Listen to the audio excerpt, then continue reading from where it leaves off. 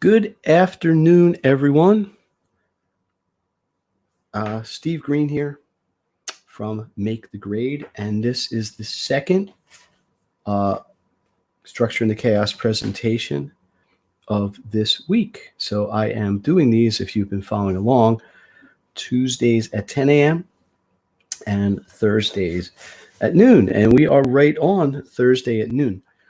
Today, I'm going to do something a little bit different, and this is like everything I'm trying to do based on feedback from parents and feedback I'm getting from people out there in the world. I'm trying to monitor kind of my live feed here. So if you have questions, please put them in the comments underneath, and I will try to answer them as they come up.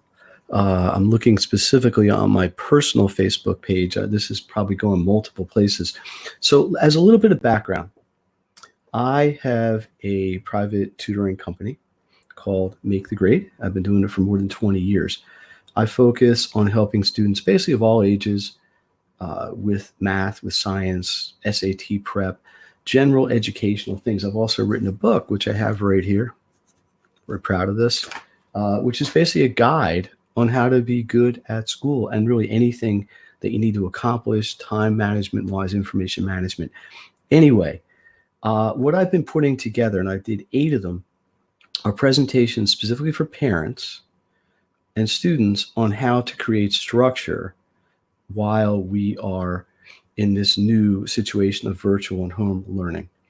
And the presentations have been well received. I'm happy to say thank you, everyone. And a lot of questions have come up, and I've tried to address them. But one of the things that I'm getting asked to do, and I'm honestly going to use some notes here today, is talk about some kind of success stories, which I'm going to call case studies. And that's what we're going to get into today. But generally, just to recap a really thumbnail version of the presentation, in order to do effective home learning, especially if you're a parent trying to work at home or oversee your education, or in some cases actually become a de facto teacher, number one, you have to have a good physical structure. You have to have a place to do it. You have to have an environment that's conducive. Number two, you have to manage the time. When is this going to happen? How much time are you going to take? Number three, you have to have a plan. You have to know how to use your resources. Where are you getting the resources? Are they school-based? Are they things you have to come up with yourself? Things like this. Now, all this is in the longer presentation, which is about 20 minutes. I'm going to put a link in later, or I'll show you how to find that if you want. But today, I'm going to talk about some case studies, okay? Like I said, I'm going to rely on some notes here just because I don't want to leave anything out. So apologize for looking down every once in a while. So let me tell you about this. Student number one, and obviously there's some confidentiality concerns here. A ninth grader, okay? Background, decent student. Once they understand it, can work somewhat independently, probably doesn't need a huge amount of support, but has trouble learning independently. If they're not getting it from the teacher, they're not feeling comfortable with the way the teacher is presenting it, they have trouble. I've been working with the student for a while, more than this school year. So the background is ninth grader taking a math class that they're having some challenges in, because especially with the new virtual learning, they're just not picking up. They're not unable to get it, and they're unable to self-instruct. So the challenge is, how do we, the student and I, learn the material, get her to learn the material through this. So what we did was we set up a situation where we met twice a week. Okay, basically a tutoring situation. I have an online classroom where we have video just like this, we have audio just like this, but we've also got screen sharing, we have whiteboards. I can actually work math problems out on a screen. And by the way, and I've always offered this, if somebody wants a sample of that, just let me know, and we will make it happen. And we just pulled up her material on the screens, and we started working through it. And what I did was I became a teacher. Now, fortunately, I have a background as a math and science teacher, so this wasn't that far out, or it wasn't out of my comfort zone at all. And I said, okay, here's how we do this. Let me show you an example. I'm going to get, here's your steps, step 1, 2, 3. All these were written down. She took notes just like a classroom setting, and we worked through some practice problems, eventually worked through some homework problems, and did the check for understanding. Do you understand it now? And got some independent work going. So essentially, we identified the need, and then I became essentially the classroom teacher in this case. That's one thing that's happening very commonly, not because the material from the school was good or bad, although there frankly wasn't a lot of direct instruction besides just watching a pre-made video that was from a third-party source. It just wasn't a good way for this particular child to learn. Okay, that's my first case study here. Case study number 2 is going into the test prep world, SATs, ACTs. Now, if you're a parent with a child in this window, in other words, probably a junior in high school, there's been a tumultuous time. They've canceled the tests for March. They canceled the tests for May. So probably the next SAT is not going to be until June. Hopefully that will happen without any hitches. But the point was, this was a group of 3 students that I worked with in a little consortium in group. Now, normally we were meeting live. They were supposed to take the test in May. That was the plan. So what we've done is we've converted that to an online group classroom. So the challenge here is, how do you get all these people on the same page, literally with the same books, in 4 different places, me and the 3 of them, and working together to get these common goals? So what we did was we focused on 1 or 2 aspects of the test at once per meeting. So for example, I met with them yesterday. We focused on math. So I said, okay, we're all on this page. It was 642, I think. We're going to do the first 5 problems. We're going to circle back. Now, just like a class, you can do some creative things. So we went through when we got done, answer 1 is A, 2 B, whatever. And I had each person in a cycle, including me, explain how they got the answer. What did you do first? Now, when I teach SATs, there's a huge amount of strategy involved. Everything is what do you do first? What do you do second? What do you do third? And any student who may be listening now who's worked with me on this knows this very well. Thank you very much. But anyway, and I had them explain it because this is the old see 1, do 1, teach 1. There's a lot of this. We want mastery here. Then we went and did it again. And there are different types of math problems on the SATs and the ACTs. So we made it through 3 different kinds of problems: without a calculator, with a calculator, and then the types of problems without the answers, and work through this process each time. Now, the one advantage you have instructionally with the SAT is that the curriculum was very clearly defined. I don't need, or no one needs, a school or a teacher or anyone else to really define what you have to learn, because it's there already, as opposed to some of the academics. And that's the third case study I want to get into here. Let me just check if there's any questions. There's a question about timing on SATs. Normally speaking, I would recommend 8 to 12 weeks to prep for an SAT. So if you're planning to take the June SAT, probably you should be in motion right now to answer that question quickly. Second question is, my child, I'm going to paraphrase, my child cannot teach themselves math or science or language. What do we do? Well, this is really like my first case study today. You need to find a situation where they're going to be able to learn it. This is part of the service that I'm providing, but there are other ways to do it. But the problem is identifying that. Everything starts with trying to identify what your challenge is. Let me get back with the third case study. The third case study is a student. This is a 6th grader, a little bit younger. Their problem is they don't hand in work. Never did. It's been very frustrating for the parents. Now, with the virtual situation, all the work has to be handed online. They don't take it to school and put it in the homework box or have the teacher collect it or what have you. So what I did here was, and just back up, since this, we were right at the end of the 3rd marking period in this local school district I am in, he was missing 21 assignments. It's not good. So here's what we did. The parents were able to negotiate with the teacher that he could hand in all his assignments for some partial credit but they had to be done by basically today. Okay. We had 8 days to accomplish this. So we made it very simple. 21 assignments divided by 8 is roughly 3 to 4 a day. And that's what we did. We started knocking them off. So we made a calendar. Here's the 3 or 2 or 3 or 4 we're going to do today. Here's the 2 or 3 or 4 we're doing tomorrow. And we just chunked it up and we went to work. Now, when I say we, this was mostly the student doing the work with me plugging holes, keeping them on track, doing a lot of time management, which is a big tenet in the book, a lot of time management exercises. Okay. Quick question was, how long does it take to set something like that up? My child has the same issue. That it took about 15 minutes to set that up. That's the easy part. The challenging part is getting the action in place and trying to keep everybody on the same page with it and making sure it gets done. When I did the live presentation, one of the tenets I talked about was accountability. As a parent, you need to have accountability for your kids. You have to make sure they're doing what you want them to do or what they need to do. And these are all the sort of things that we were working on. So just to finish this up, we chunked this out.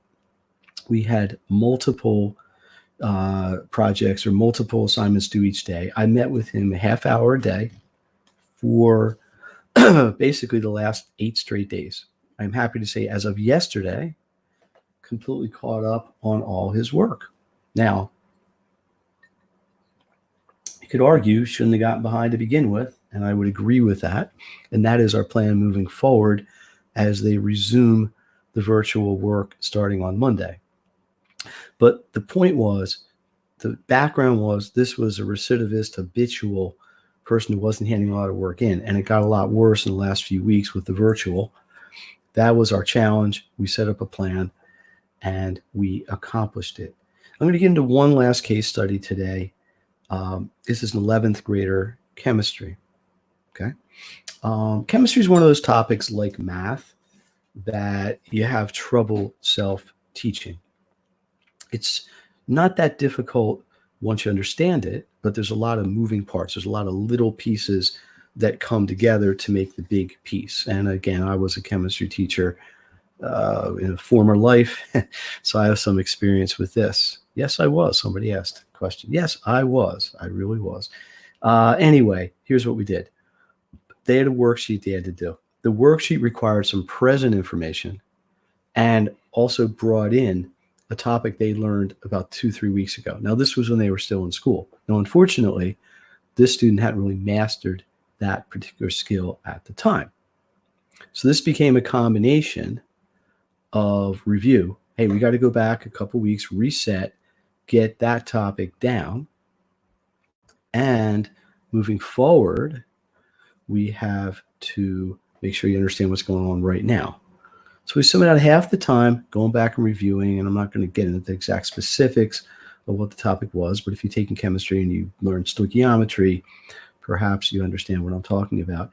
And we brought it together. So the background was basically a relatively strong student, focuses on their work, but their challenge was they had some gaps in their history that were preventing them from doing the present work, having some struggle doing the present work on their own and trying to teach it to them. There weren't a lot of resources provided to learn it.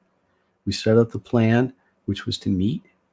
We went through the old material, we morphed into the new material, we got it all done. We actually had a little time left over, and we previewed what's coming next, which probably is going to be their agenda for Monday.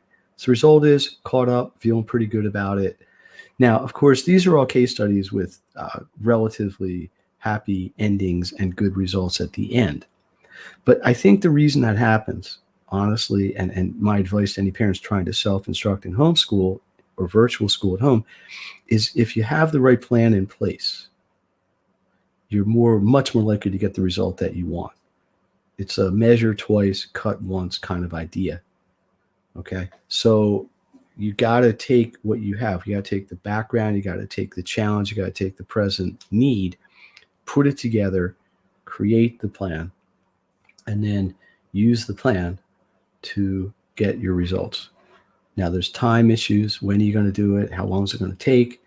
There's all the other issues that can come up, the structural issues, the time issues, the account issues, making sure it gets done, which I talked about in the presentation.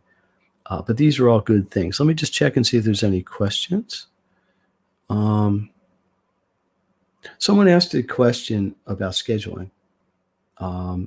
Easiest way to schedule with me, besides just messaging me, probably the easiest thing if you're seeing this on Facebook or any version of Facebook and you're not always already a member of my community, I would just message me. Just keep it simple. So let me tell you how I can help you. If you're a parent and you want to self-monitor this and you want some counsel on putting these sort of things together, the plan, identifying the challenge, and all that sort of thing, just reach out to let you know. If you're a student and you're having an academic issue or a college prep, SAT sort of issue, reach out. One other thing, I have an online community. The online community is there for support. It's there to help people. It's there to help families. It's there to help students. It's there to help parents.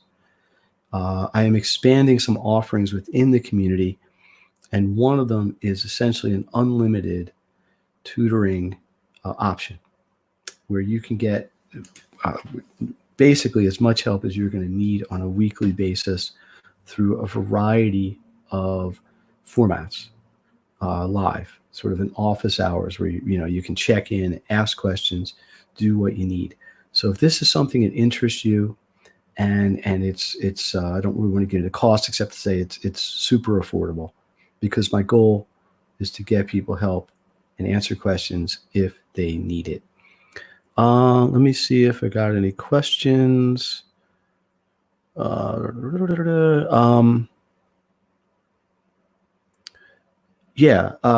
Two questions. Again, getting back to scheduling, easiest thing is just to message. If you have my phone number, give me a call. Like all things, I'm trying to keep busy. I'm trying to keep focused on what we are doing here. Second question was getting back to the first case study, which was the person who was having trouble teaching themselves. One sec. The concern of the questions basically is what happens when the person has a quiz or a test. They're not going to have somebody there to help them. Good question. It's really the same thing as asking with any other support. At some point or at all points in tutoring, one of my personal goals is to foster independence in the student. Okay. Absolutely.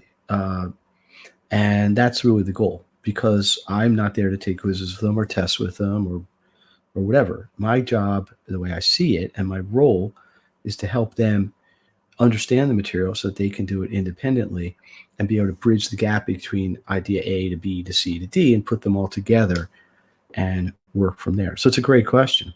The answer is they got to do it independently, and that's what we're building up to, and that's our goal. So that is our discussion of case studies for today. Unless there's any other questions, and most of them are kind of the same, or comments. I appreciate everybody coming on and spending a little time here today. Steve Green, Make the Grade Tutoring. Can you see me here? There it is. See, Make the Grade. Oh, on this side. That side. Everything's backward. It's a mirror image on the screen.